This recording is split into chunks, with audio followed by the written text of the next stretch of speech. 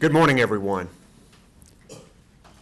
The flood danger from this storm is more immediate today than when it made landfall just 24 hours ago. We face walls of water at our coast, along our rivers, across farmland, in our cities, and in our towns. More people now face imminent threat than when the storm was just offshore. I cannot overstate it. Flood waters are rising, and if you aren't watching for them, you are risking your life. I have several important warnings this morning. First, to the people who have evacuated.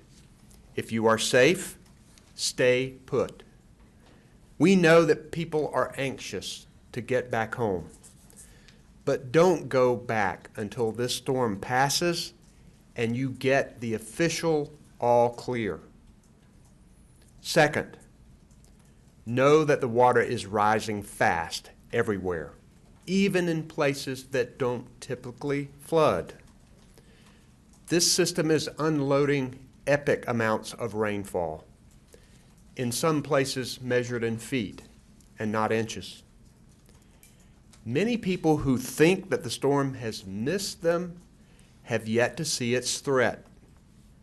Residents of Charlotte, Asheville, Fayetteville, Statesville, the southern Piedmont, the Sandhills, the mountains. Rivers will rise days after the rain has stopped. In the east, they will crest Monday, Tuesday, and Wednesday. Remember, most storm deaths occur from drowning in fresh water, often in cars. Don't drive across standing or moving water. Emergency management is sharing flood projections with local officials. If they tell you to evacuate, please do so immediately. It could save your life. The storm has claimed numerous lives already. 5 deaths have been confirmed as related to the storm, and several others are under investigation. Loss of life is heartbreaking, and we'll continue to pray for the victims and their family. And every hour, first responders are preventing more deaths. We now have a little over 20,000 people in 157 shelters with room for more. If those shelters fill up, we will establish more shelters. More than 800,000 people throughout the state are currently without power, and utility crews are beginning to work now to restore electricity to people. Overnight and into this morning, more rescues are continuing across eastern North Carolina. We are so grateful to these rescue teams who risk their lives to save others. And they have come from all over the country to work with our local, state, and federal partners. Recovery teams are now ready with new authorization from FEMA. Last night, our major federal disaster declaration for an initial round of counties was approved. That authorizes immediate FEMA assistance in Beaufort, Brunswick, Carteret, Craven, New Hanover, Onslow, Pamlico, and Pender counties. We expect to add more counties, and we appreciate the quick turnaround by FEMA. I want to again warn residents of the mountains and the rest of North Carolina, especially the southern Piedmont. Heavy rain is predicted still. Fayetteville, west to Charlotte, and the mountains. Expect flooding and potential landslides beginning tonight and continuing into Monday. Some of the areas will be impacted that have rarely experienced any flooding. Get prepared and stay alert for forecast updates and emergency evacuation orders. Finally, please be safe and be smart and use your common sense. Don't drive through water, no matter how confident you feel or how much you want to get out of the house. Roads are closed in many places, and more are closing even as we speak. Secretary Trogdon will inform you about those closings, but when you're out there, you are impeding emergency vehicles, you're impeding utility crews who are trying to restore power. So don't get out, particularly in southeastern North Carolina. Don't operate a generator indoors. Be alert for warnings and flash floods, tornadoes, high winds. And if you need non-emergency help, dial 211. Those using video relay services should dial 888-892-1162. And the Ready NC app has information about shelters. And I'm also grateful to have Monica McGee to provide American Sign Language interpretation for us. This storm eventually will leave our state. We in North Carolina have been through tough storms, and this one is sure testing us. But now is the time for us to persevere. I have never known North Carolinians to quit in the face of a challenge, and we're not about to start. And speaking of a team that never quits, I'd like to introduce to you some of our team who are working here at the Emergency Operations Center 24/7. They're working around the clock to keep North Carolina safe. I want to introduce to you, to my right, Eric Hooks, our Secretary of Public Safety. Beside him, Mike Sprayberry, our Director of Emergency Management. Beside him, Dr. Mandy Cohen, our Secretary of Department of Health and Human Resources. Then we have Secretary Jim Trogdon, our Secretary of Transportation. Colonel Glenn McNeil, the Commander of the North Carolina Highway Patrol. Major General Gregory Lusk of the North Carolina National Guard. Albie Lewis, our FEMA Federal Coordinating Officer, along with Gracia Check. And we have Commander Peggy Britton of the United States Coast Guard. And Major General Lusk will introduce Lieutenant General Jeffrey Buchanan of the United States Army, who is also with us. Now I'm going to turn it over to Director Sprayberry for an update. Thank you, Governor. Good morning, everyone. The State Emergency Operations Center continues to operate at a level 1. The focus of the team is to surge operational and logistical resources to the impacted counties, which will now be a little bit easier since tropical storm force winds, for the most part, have exited the eastern part of our state. I want to first thank the local partners for their patience as we try to negotiate some of the dangerous roads that have been degraded and even have some debris, so it will take us a little bit of time as we work through those issues. We're also currently engaged in search and rescue operations by boat and by air. Thank you also to our Coast Guard partners. And we have our logistics teams really pushing those commodities out hard. Shelter operations continue to be a top priority for us, and we always want to thank our local partners as well as our universities for stepping up to assist in the sheltering of our fellow North Carolinians as they have sheltered from Hurricane Florence. We're also working with our federal partners to develop temporary housing strategies for this event as they transition from shelters to housing once we have that opportunity. I also want to remind everyone, as the state continues to experience unprecedented flooding along our coast, and we do anticipate more flooding as it continues to move inland, as the governor said, going west, we want to urge all of our residents to log into our flood inundation mapping and alert network, known as FIMAN, at fiman.nc.gov. That's fiman.nc.gov,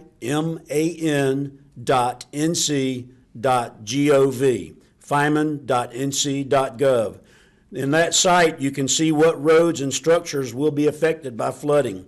And users can also sign up to be alerted by this system by text or email when the rivers near you will begin to rise. As also, always, let's please make sure that you follow the guidance of your local officials, especially when it comes to reentry, and stay tuned to your local media for guidance so that you can ensure situational awareness. Thank you so much for your support of the North Carolina State Emergency Response Team. Thank you, Governor. Thank you, Director Sprayberry. We'll now hear from our Secretary of Health and Human Services, Dr. Mandy Cohen.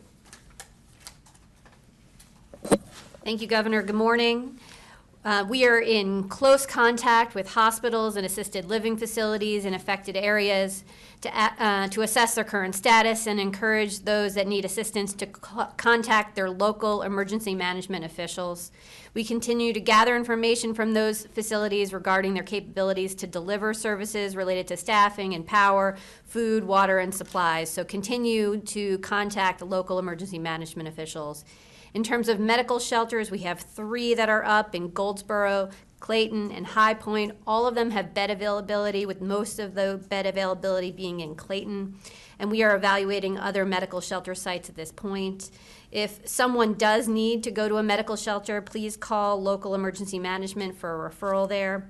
And then lastly, let me leave you with 3 safety tips. You continue to hear us say, please do not drive through standing or moving water. This was the #1 cause of death in Hurricane Matthew. Please, if you see standing water, don't drown, turn around. Second thing to remember is if you are using gas-powered generators, make sure you're not using those inside. The carbon monoxide from those could be poisonous. And then lastly, about as we move through the next phases of the storm, make sure you are throwing away food that may have come into contact with flood or storm waters. Perishable foods that have not been refrigerated properly due to power outages may cause illness. When in doubt, throw it out. Be safe. Thank you. Thank you, Dr. Cohen. Now we have General Jim Trogdon, who is our Secretary of the Department of Transportation. Jim? Thank you, Governor. Conditions across southern and eastern North Carolina continue to worsen in transportation. Currently, as of this morning, I-40 had to be closed between exit 364 and 369, which is the vicinity of Warsaw. We're working closely, and the Highway Patrol is out reviewing potential detour routes now. We are working to reestablish and establish those detour routes to support our emergency response to eastern North Carolina. There's numerous counties with numerous primary roads closed. Almost every county in eastern North Carolina has primary roads closed. Since yesterday, almost 12 hours ago, the number has doubled. So it was 30 yesterday. Today it is 60. Our efforts today will be focused in priority on these things: maintaining and establishing detours on our critical interstates and facilities to support emergency response, clearance of trees and debris in support of emergency response, pre-positioning assets to support future riverine flooding. We are using the products that Director Sprayberry mentioned to determine where we believe our closures will be coming up as flood events progress. And then we'll move to initial clearance of debris from all roadways. I would like to reinforce that roads open today may be closed by this afternoon, so things can change dynamically.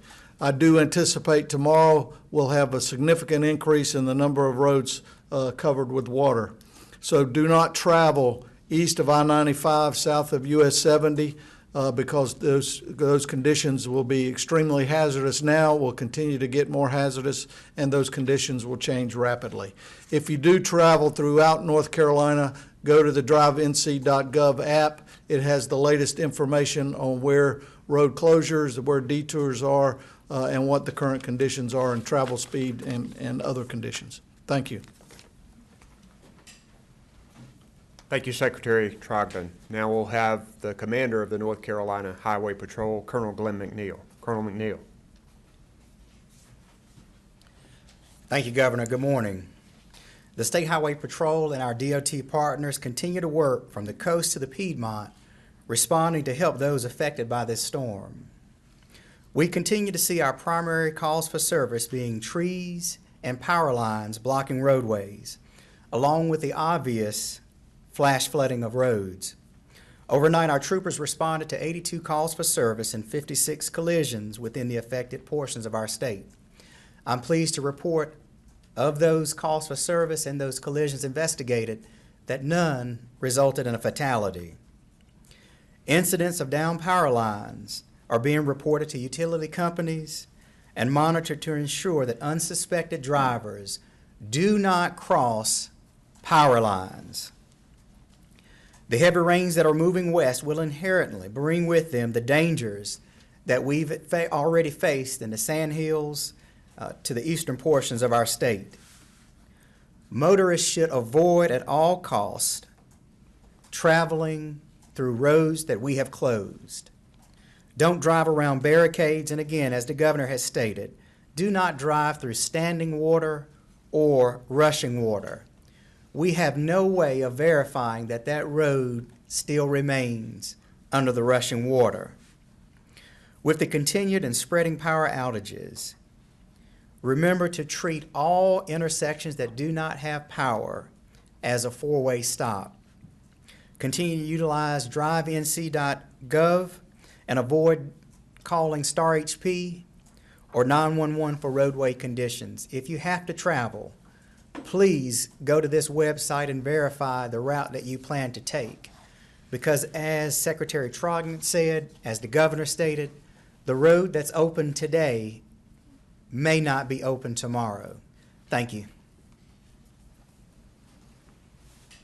Thank you, Colonel McNeil. We'll now hear from Major General Greg Lusk, Commander of the North Carolina Highway Patrol. General? Hey, good morning, and thank you very much, Governor Cooper. So there has not been any significant changes in the disposition of the National Guard forces that are out there arrayed across the entire state from the east all the way to the mountains. The only changes, of course, obviously more have been employed in the various life-saving and rescue missions that are ongoing, particularly in the east. That will increase significantly as the storm continues to move west, and we will, I think, see an increase in the utilization and the application of some of these teams that we already have pre-positioned. It's important to note that while we have folks already pre-positioned and ready to respond all across the state, and we're talking about this historic flooding and impacts to the central and the southern parts of our state, from the Sandhills to the Piedmont all the way to the mountains, that indeed, just rest assured, we have people ready to reinforce our local partners and our incident commanders that they'll surely be calling on them in the future. But it's also important to note that there is a significant amount of resources that are lined up around us, primarily through our Department of Defense and all of our partners. They're lining up aviation assets and some of their high water vehicles to help that have fording capabilities so that indeed we can get into some of these stricken areas. Yesterday I talked about the joint task force that we stood up under the command and control of our dual status commander, Major General Jim Ernst. And he's over there working with his crew to help coordinate and make sure that we indeed have that command and control and that coordination in place so that we can bring those capabilities to bear once the storm passes and conditions allow. But helping him, I'm very happy to have Lieutenant General Jeff Buchanan here with us, Joint Forces Land Component Commander, the Department of Defense lead agency, if you will, here to help us. And he's here to kind of oversee that, ensure that we have that everything the Department of Defense has to offer for the state and the people of North Carolina, that it's indeed at our disposal. So, sir, we're very glad to have you here today, and thank you. Thank you, General. We're going to need all these resources to respond and recover from this storm. And I'm going to emphasize one more time, you heard the report from Secretary Trogdon and from the Commander of the Highway Patrol. Those who've evacuated east may want to go back home right now. In many ways, conditions are getting worse in the middle eastern to southeastern North Carolina because of the significant flooding. Travel conditions in many ways are getting worse. And when you go back home, then you're getting in the way of emergency responders, relief efforts, utility crews, particularly as we're having a difficult time finding routes to the areas that need help. So we ask you to stay off the road. People of North Carolina have been pretty good about that. we're going to ask you to continue. And we also are getting a lot of calls from people who want to help. We're grateful to the American Red Cross and for our faith-based groups and our nonprofits that are helping out. If you want to contribute, you can go online to governor.nc.gov or text Florence to 20222. This relief fund is available to people in North Carolina who need the help. Our whole team now will open it up for questions that you might have. Thank you. Gary Robertson, AP. I was wondering, Governor, if you or Mike could talk about more specifics about this weekend and the places that you are most concerned about regarding historic flooding. Mike, I'll let you. It's so many places right now that we are concerned. Looking at that flood map today, we have rivers that are rising, the Neuse, the Cape Fear, the Lumber River, all across. Mike, I'll let you address specifically. Thank you, sir. And so the governor's right on target, as you may imagine. That we're looking at places like Lumberton and Robeson County. We're looking at Fayetteville and Cumberland County. We're looking at Lenoir County. As the storm moves west and it drops these incredibly high amounts of precipitation, there's going to be widespread flooding. We've called more assets in to prepare ourselves for flooding in the mountains. So it's going to be basically anything, I would say, from the mountains to the coast, from North Carolina, South Carolina border up to around Harnett County. We're seeing significant amounts of rainfall. So we are positioning ourselves with all of our assets to make sure that we can provide an aggressive and decisive response to that amount of rain. Hey, Mike, give them the Fryman information again, because that's a place where you can go and look for all of these rivers. So fiman.nc.gov, that's FIMAN.nc.gov. I'm sorry, just one follow-up, particularly about, we see the graphs about Manchester and northern Cumberland County. It seems like not just historic, but epic. Is there any special concern about that area? There is a special concern, and I've been in communication with the assistant county manager from Cumberland County this morning, and he's telling me that they're eyes wide open and they're doing everything they can to make sure that they're prepared. Amy Elliott with Spectrum News. I know the last couple of days we've talked about the high concentration of swift water rescues in the New Bern area. I know you said there have been more of those. Are we still seeing that in New Bern, or are we seeing that in other places now as well? Mike, I'll let you take that. Yes, sir. So we are not just in New Bern, but places like Carteret, and you will see that all up and down the coastline here. And again, as the storm moves west, we anticipate we'll be seeing more of those types of rescues. I'd like to publicly thank Commander Peggy Britton and her team. They've been doing aviation rescues. I think, ma'am, you said that there were 18 rescues? 23 as of this minute. Okay, 23. An elderly person, an infant, and a dog. And so there we go. Thank you, ma'am. Andrea Blanford, ABC 11. Governor, we're talking about the track of this storm shifting west, and you're concerned about mudslides, landslides, things like that. What's your message to people who might want to or need to evacuate out in the western part of our state? Avoid complacency.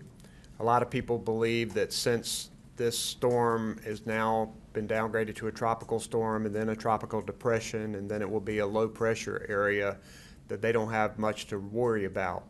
The rainfall is epic and will continue to be, and particularly along the Sandhills to Charlotte, we're going to see areas flood that have not flooded before. And so you'll have people who really aren't paying attention to this. I have a real concern about that. So we are telling people to go to the Fiman map to look, to be aware of local evacuation orders that may come their way, and to be on their toes. And this goes to the people of Western North Carolina. People in Western North Carolina know what heavy rains mean. They have experienced rock slides and mudslides and road closures and damage before, so they know. They're all out there. How many counties do we have setting up EOCs? 62? It's 89. 89 emergency operations centers right now. So almost all of North Carolina is on the ready for this. And we just don't want people to think this thing is over, because it's not. It's not over really anywhere, because even as the storm passes eastern North Carolina, those rivers are going to continue to rise over the next few days, and there's going to be significant flooding. Travis Van WRL, you mentioned the closure at I-40 and the difficulty of finding routes. Can you speak to how many resources you're unable to get where they need to go, and what sort of impact that's happening, that's causing, like how many boats and other resources that you're unable to move out where you need them? Mike, you want to take that one? So before we send any resources out, first of all, we've got a tremendous amount of resources staged in Kinston. They're already there. And we've also got a lot of resources chopped out to the counties already. They're already in operation. So basically, they're already in the area of operation, and before any other additional assets would be moved, we coordinate with our DOT partners who are right here, and we're also looking at our firemen to make sure that we know where the floods are, so we understand. As you might imagine, when we send resources out, we get us a route before we go, so that we ensure that we're headed in the right direction. Although, could be debris, so we have, chainsaw crews with most of the resources that go out too. Just to follow up, do you feel like you have what you need in place, though, as opposed to not being able to move things there? I do. We're really grateful for this joint operation, because they're providing high water vehicles that can help us deliver those supplies even in flooded areas. So that's a very important part of this operation. Joe Renson with the Financial Times. Can you speak to the current situation with coal ash ponds, agricultural lagoons, things like that? Is there any risk to flooding of those lagoons? What level are they at the moment, those sorts of things? With epic flooding, you're going to have risk of flooding those infrastructures. Yes, we're concerned about it. We have our Department of Environmental Quality that is on the ready, in addition to our Environmental Protection Agency partners that are here. Has there been any flooding yet? Are we actually sort of... Do you have any? I don't think we have any reports of any yet, no. Okay. Other questions? Okay, we'll let you know when the next briefing will be. Thank you very much.